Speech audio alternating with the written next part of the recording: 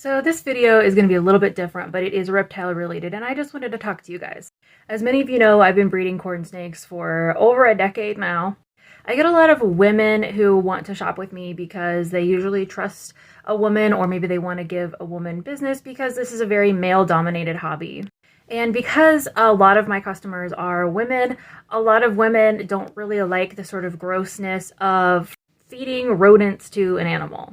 And there is an alternative to feeding rodents to snakes. That alternative is Reptilinks. This is not an ad for Reptilinks or anything like that. This is just me as a woman in reptiles talking to you, another person, whether you are a woman or not, who maybe wants to get into reptiles but doesn't want to have have dead rodents in your freezer. Because let's be honest, dead rodents are gross. They just are. It doesn't matter how humanely or healthily they were raised or whatever. Having dead rodents in your freezer next to your food, it just is kind of gross. There's just no way to get around it. And for those of you or those of us who can't afford to get a whole extra freezer just for the rodents, Reptilinks are a really good alternative. They are whole ground prey in a collagen casing. And when I say whole ground prey, I mean it's the whole prey item. It's obviously the meat, but also the fur and the bones and the organs and anything else that a snake might need for it to be healthy. You can even mix and match. You can get a combination of quail and chicken, or you can get a combination of frog and quail egg if you want. The eggs do come with the shell, so that extra calcium is there. And if you have something that's an omnivore, you can get vegetable links or fruit links, with berries in them.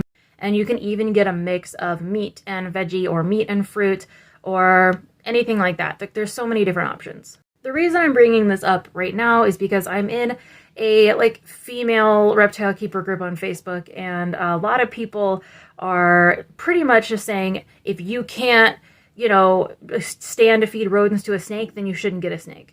Imagine if we had that attitude with cats and dogs. You can't have a cat unless you're going to go out and catch a wild bird for it every single day, multiple birds. You can't have a dog unless you're going to go and catch a rabbit to feed it to them. That's ridiculous. We don't have that attitude toward cats and dogs, so why do we have that attitude toward snakes? Now, I feed my cats grain-free pate cat food. They are very spoiled. They get all the nutrients they need. Reptilinks are even better for snakes than that grain-free food is for the cats. You don't have to wonder what's in them because it's just the prey animal that's ground up and put in a collagen casing.